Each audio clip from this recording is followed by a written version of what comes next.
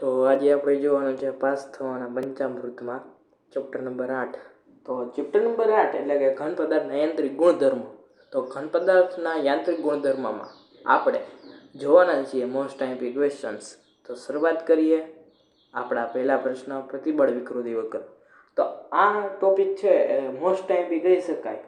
આ વારંવાર પરીક્ષાઓમાં પૂછાતો હોય છે એવો પ્રશ્ન છે. તો પ્રતિબળ વિકૃતિ વક્રમાં તો એક આલેખ આવે. આ જે પ્રતિબળ વિકૃતિ વક્ર છે એમાં તો ખાસ કરીને આલેખ હોય, અને આલેખ કદાચ તમને આપી દીધો હોય અને ABCD નામ આપેલા હોય, તમને પૂછે કે આ અહીંયા શું થાય, પ્રતિબળ વિરુદ્ધ વિકૃતિના આલેખમાં આ પોઈન્ટ ઉપર શું જોવા મળે એવું તમને આપેલું હોય, અથવા તમને એમ કે પ્રતિબળ વિરુદ્ધ વિકૃતિનો આલેખ દોરો કોઈ એક ધાતુ માટે, એવું કંઈક લખેલું હોય. તો ડી થી E ભાગ, ડી એ ફ્રેક્ચરલ પોઈન્ટ છે અને ડી થી E તરફ જાઓ તો તનીય થાય, બરડ થાય, એવું બધું તમારે આમાં લખવાનું હોય. પછી પોઈઝનનો ગુણોત્તર. તો પોઈઝનનો ગુણોત્તર કોને કહેવાય? તો કે પાર્શ્વિક વિકૃતિ અને સંગત વિકૃતિના ગુણોત્તરને પોઈઝનનો ગુણોત્તર કહેવાય. પોઈઝનનો ગુણોત્તર છે એ સ્ટીલ માટે 0.28 થી 0.30 જેટલો હોય અને એલ્યુમિનિયમ માટે 0.33 હોય. બરાબર. તો આપણે વાત કરી પ્રતિબળ વિકૃતિ વક્ર અને પોઈઝનનો ગુણોત્તર. હવે આપણે જોઈએ પ્રતિબળના પ્રકાર. તો પ્રતિબળના પ્રકાર કેટલા? જો આપણે જોઈશું પ્રતિબળના પ્રકાર. તો પ્રતિબળના પ્રકાર 3 પડે. સંગત પ્રતિબળ એટલે કે પ્રતાપ પ્રતિબળ, કદ પ્રતિબળ અને આકાર પ્રતિબળ. તો આ 3 પ્રકારના પ્રતિબળ. પછી વિકૃતિના પ્રકાર. તો વિકૃતિમાં એવી જ રીતે સંગત વિકૃતિ, કદ વિકૃતિ, આકાર વિકૃતિ એ વિકૃતિ થઈ જાય. તો આપણે હવે જોઈએ પ્રતિબળના પ્રકારને વિકૃતિના વક્ર. હવે જોઈએ હુકનો નિયમ. હુકનો નિયમ શું? તો કે નાના વિરૂપણ બળ માટે પ્રતિબળ એ વિકૃતિના સમપ્રમાણમાં હોય, એને હુકનો નિયમ કહેવાય. તો હુકના નિયમની અંદર લખવાનું, પછી વિકૃતિના પ્રકાર અને એની અંદરનું જે સમજૂતી છે એ બધા આઈએમપી ક્વેશ્ચન્સમાં આવી શકે. હવે જે આ બાજુમાં જે બ્લેક ટીક કરેલું છે એ મોસ્ટ આઈએમપી ક્વેશ્ચન્સ છે, એ પૂછાય એવાની સંભાવના વધારે હોય.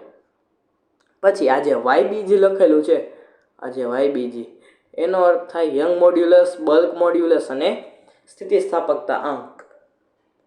હવે અંકોની વ્યાખ્યા અને સમજૂતી છે એ તમારે કરીને જવાની રહે છે. બરાબર. હવે એમાં આપણે જોઈએ કે દાખલા. તો દાખલામાં તો બીજો, ત્રીજો, ચોથો અને પાંચમો ઉદાહરણનો અને સ્વાધ્યાયના પણ લખેલા છે એવી રીતે. હવે આવી જાય આપણા ચેપ્ટર નંબર 9 એટલે કે તરલ પદાર્થના યાંત્રિક ગુણધર્મો. બરાબર. આપણે પહેલા જો ઘન પદાર્થના જોઈએ અને એના પછી આવે તરલના યાંત્રિક ગુણધર્મો. તો એમાં આપણે દબાણ છે, ઘનતા છે, દબાણ એટલે શું? એકમ ક્ષેત્રફળ દીઠ લાગતા બળને. ઘનતા એટલે દળ અને કદના ગુણોત્તરને. તો એવી રીતે છે દબાણ અને એના એકમો છે, MCQમાં પૂછાઈ શકે છે, પારિમાણિક સૂત્ર છે, એવું બધું તમારે ધ્યાનમાં રાખી લેવાનું. 2 માર્કના ક્વેશ્ચનમાં પણ એ આવી શકે. પછી આવે થિયરી એટલે કે ઊંડાઈ સાથે દબાણમાં ફેરફાર, એટલે કે જે ઊંડાઈ સાથે જે દબાણમાં ફેરફાર થાય એ આપણે જોવાનો રહે. પછી પાસ્કલનો નિયમ એટલે કે સમાન ઊંચાઈ આવેલા બધા જ બિંદુઓ એ દબાણ સમાન હોય, એટલે એ પાસ્કલનો નિયમ જે છે એ તમારે સાબિત કરવાનો હોય. પછી ધારારેખી વહન અને એનું સમીકરણ, બર્નોલીનું સમીકરણ. તો જુઓ ધારારેખી વહન છે, આ ધારારેખી વહન અને બર્નોલીનું સમીકરણ એ 2 આઈએમપી ટોપિક કહેવાય.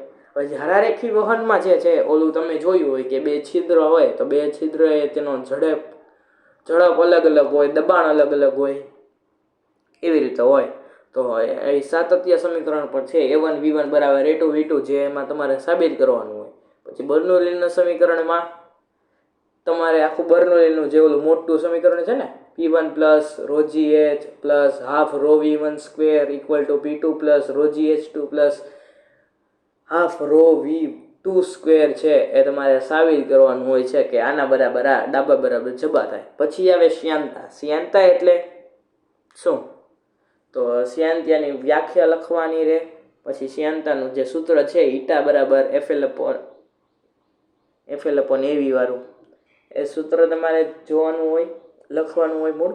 પછી એનું પારિમાણિક સૂત્ર લખવાનું હોય, પછી એનો એકમ લખવાનો હોય, એનો એકમ થાય પોઈસીલી. પછી સ્ટોક્સનો નિયમ આવે, તો પછી તે સ્ટોક્સનો નિયમ લખવાનો. તો સ્ટોક્સનો નિયમ શું થાય ખબર છે? તો સ્ટોક્સનો નિયમ એટલે કે શ્યાનતા બળ એ વેગના સમપ્રમાણમાં અને બળની વિરુદ્ધ દિશામાં લાગે એટલે સ્ટોક્સનો નિયમ કહેવામાં આવે. બરાબર. તો આમાં એક આપણે શ્યાનતા મોસ્ટ એમપીમાં છે. પછી પૃષ્ઠ તાણ અને પૃષ્ઠ ઉર્જા એ બંને પણ મોસ્ટ એમપી કહી શકાય. પછી બૂંદ અને પરપોટા અને ગેસ નાળીમાં પ્રવાહીનું ચડવું, તો આ મોસ્ટ એમપી ક્વેશ્ચન્સમાં આવી શકે.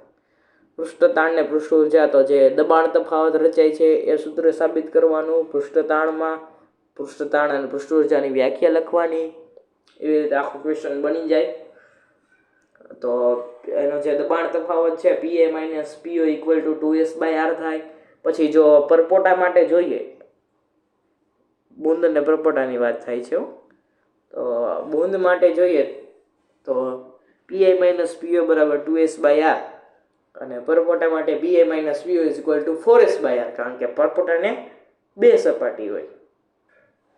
પૃષ્ઠ તાણ અને પૃષ્ઠ ઉર્જા એ તો તમારે જોઈ લેવાની, એમાં બહુ કંઈ ખાસ નથી, પણ તોય IMP થિયરીમાં છે તે પૃષ્ઠ તાણ ને પૃષ્ઠ ઉર્જા.